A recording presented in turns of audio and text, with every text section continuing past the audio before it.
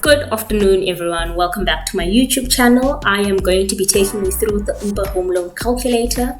There are 6 different calculators. I'm going to be explaining what we're getting out of them, as well as what you can do to better prepare yourself for the home loan journey. Stay tuned and let's get into it. So as you can see, all I did is I just Googled Ooba home loan calculator. I'm just going to look for it. It's here, home loan calculators. Right, let me just adjust my screen. Right, so I'm going to start with the bond calculator. We've got the repayment, we've got the transfer cost, we have the extra payments, we've got deposit saving, and amortization calculator. So the bond calculator calculates the home loan that you qualify for and how much you can expect to pay monthly on your bond payments.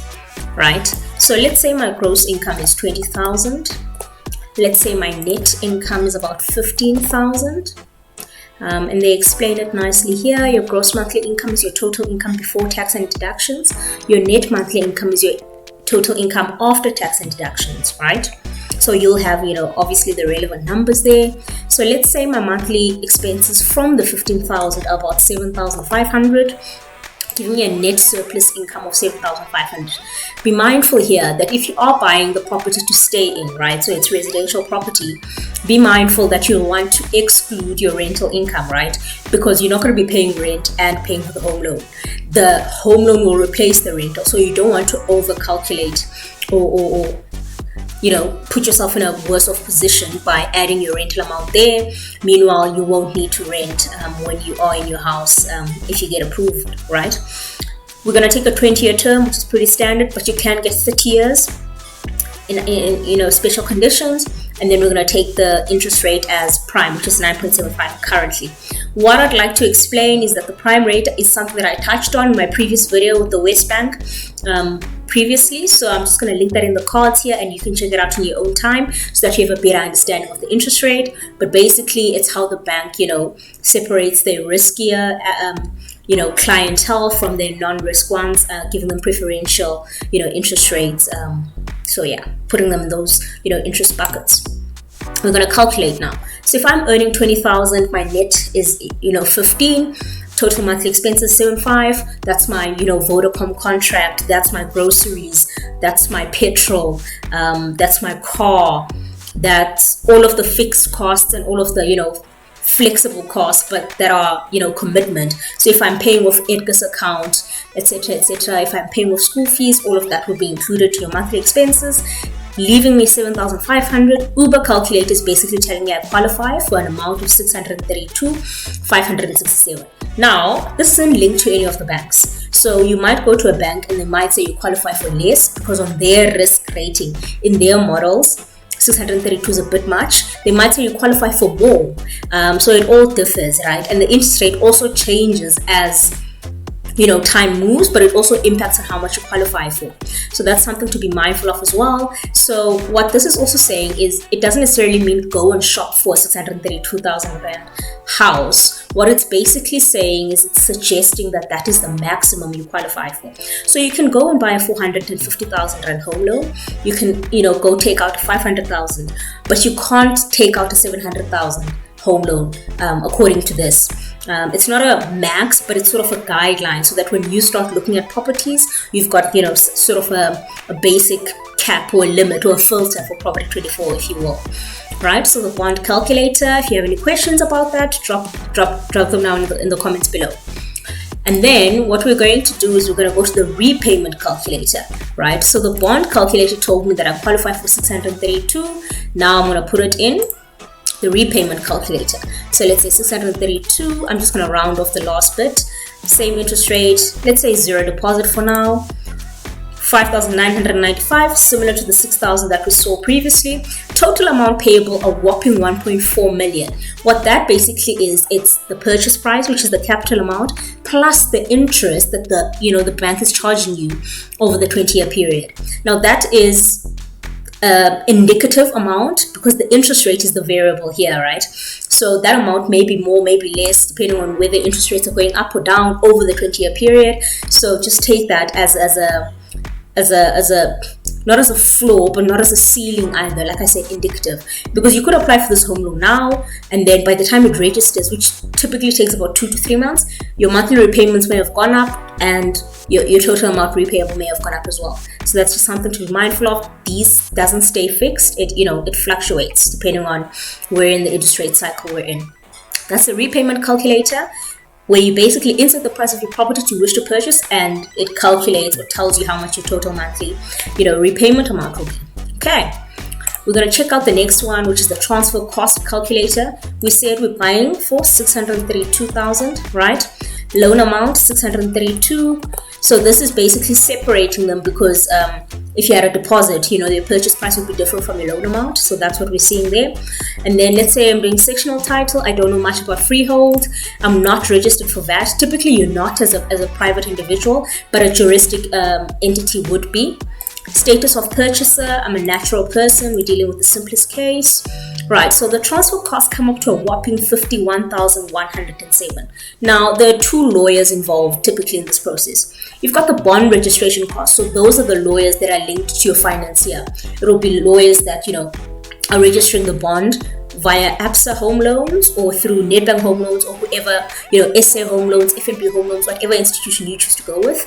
And then you've got the transfer costs, and those are the conveyancers, which are the lawyers linked that are picked by the seller, and they're the ones that, transfer the property from the seller's, details to yours. So these are 2 separate invoices that are going to come at you. The one item I want to bring to your attention is this bank initiation fee of 6,038. So you'll see it here. It says this is a once-off bank fee which you have the option of adding to your bond account. Certain lenders may charge a higher amount for juristic entities. None of our business, right? What this is basically saying is, to take down this 51,000, what I can do is I can take the 6,000 and add it to my 632 and effectively apply for a loan of 638. The bank, you just instruct them at the end to do that. You don't have to qualify for 638, right? When you're, nearing the end of the process, the bank will ask you, do you want to pay the 6,000 upfront, or do you want to capitalize it? Once you say capitalize, they simply add it to your loan amount, bringing down your upfront cost from 51 typically to 45. So it'll be that 51 minus the 6,000. Also, another thing that I want to bring up is you can negotiate for both. Lawyer sets, take that 28,000 and say, look, is there anything we can do here? Can we make this a bit less? Transfer costs, can we reduce this? So try and negotiate. It's better that they say no than you never try it at all. Also, these fees are required upfront before the deal closes. So it's important to do this calculation so that you can save up for them beforehand. Do you understand? So that it doesn't come as a shock when these 2 invoices are coming through and they're quite hefty amounts. So that's something to be mindful of, because what you don't want to do is you don't want to apply for new credit. You don't want to go for a personal loan. You don't want to increase your credit limit while you've applied for the bond, because what that tells the bank is, now this person had 7,500 as a net surplus income. They've taken out a new loan that we didn't know about, that isn't included in the total monthly expenses. So are they actually going to be able to repay the 6,000? What it does is it triggers a repricing, and your bond may actually be denied off the back of that. So try and have the transfer cost, the number in your mind, and try and save up for them as far as you can. Right? Okay, so we've covered that. We're going to do the extra payments calculator. So we said I'm buying for 632,000. Bond term 20 years, like I said. Interest rate, we're keeping it there. Monthly repayment, we said it's 6,000. Let's say once off I get 10,000. Right? Let's say I've got a stock fell and it's my turn in June, and I put that lump sum in there, right? My total loan amount goes down to 1.3 million from, remember we had it here, from 1.43, we're now sitting at 1.36, right? So it's decreased dramatically. Total repayment of 6,000, and then I've done that lump sum of 10,000, and it reduces my loan term from 20 years to 19 years, reducing the total loan amount by 60,000. So that's 60 plus that 1,369 is what takes us back to this 1.43. And what this is basically saying is it calculates your saving on your total home loan cost by paying a little extra in your bond. Right, let's say I don't have that once-off amount, but I do have, let's say, maybe 500 Rand monthly. Why? Because I didn't buy for 650 650. If I qualify for 650, I bought for a little less, so I have a bit of headroom. But instead of spending that 500 rand extra on something else, I'm going to redirect it towards my bond. Now my total home loan is 1.2 million, down by 186,000, and I've shaved off a whopping 4 years of my term. Instead of the 20-year term, I now only need to pay 6,500, which is your 6,000 required plus your extra 500, and giving us 6,500 and a loan term of 16 years. Now, the 6,000, the bank is going to debit from your account on your chosen date, right? The 500 is something that you can pay extra as and when you can. And it's not mandated. You can pay 500, you can pay 600. It doesn't have to be the same. And you put that into an access facility. Most of the banks will have that set up as soon as, you start the bond account. But for some banks, you actually have to, reach out to them and say, hey, can you open an access facility for me? The danger is you can actually access this money at any time, right? It can be your emergency fund, right? So that's also something to be mindful of. So you can put money in there so that it decreases your interest rate and decreases your loan term, as you can see here. At the same time, that can be money that you can tap into as an emergency fund. So it's something to be mindful of, especially if your interest rate is higher than the rate you would get if you were saving that, saving that money elsewhere for your emergency fund. Then we're going to go to a home loan deposit calculator. We said our purchase price is going to be 632. We're not going to deviate from that. Let's say I want 10%. Let's say I have 0 savings to date, and let's say I need this money by, let's take 2023. Let's give ourselves a year. Let's say 1st of November next year, and let's say I'm earning 5% as an interest rate. With a deposit goal of 63,000, which is 10% of the 632, pardon me, I need to effectively earn or save 4,741 monthly to have this in 12 months time. 11 actually, to have this in 11 months time, right? Let's reduce this a bit, make it something a bit more palatable. So if I'm aiming to save 31,600 by next year, 1st of November, I need to save 2,371 monthly, which will be a 5% deposit, right? The deposit savings is important because this is the kind of money you can keep or put away, and that can help you in paying off your transfer costs and transfer fees and all of those things. So just keep that in mind. Depositing savings calculator calculates how much you need to save and for how long in order to pay a deposit on your dream home, right? A deposit isn't necessary. You can get 100% bond, but it's always good to practice putting money away because there's a lot that comes up with home ownership. So it's always good to have a stash. So it's good to practice this and see, are you a person that's going to be able to handle the heat when you put in the pot. The last calculator is the amortization calculator. So the total loan is 632. Number of months on loan 240, right? That's 12 times 20 years. 9.75. We're not fixing our rate, it's always going to be flexible. So when I calculate, total interest paid is 806. So that's 632 plus 806 is the 1.4 million, or 1.3 rather, that we see here. Yeah, the 1.4. So it's hard when you read it. Like it makes your head hot because you're effectively borrowing 632. But in interest only, you're paying over 806,000. So together, you're paying about 1.4 million to the bank. But what this is basically telling us is the first payment, the one where you're still excited, they debit 6,000. Interest of that portion, 5,135 is interest, and only 860 actually eats at the loan. So this is the loan, this is the interest. You pay the 6K, 5,000 goes to this part, and 860 goes to this part. You go down, and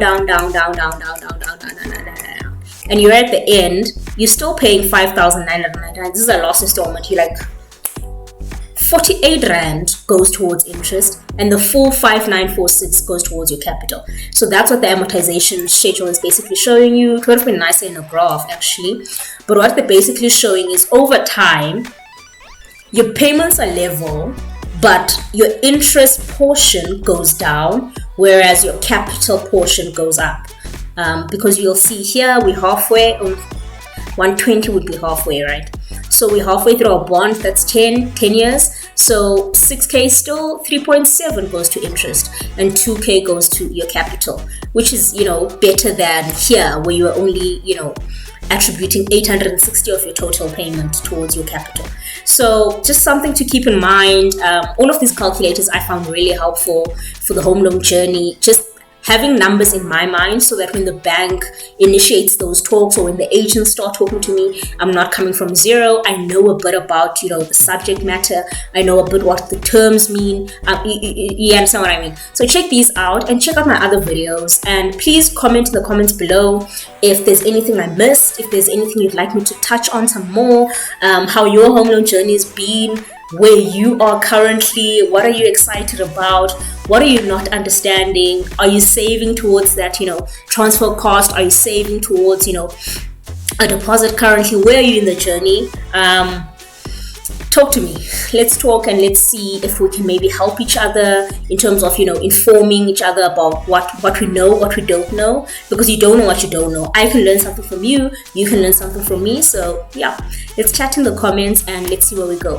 Thanks again for tuning in. Please like, share and subscribe so that other people know that there's a resource like this on YouTube and so that they can also benefit from it. Thanks.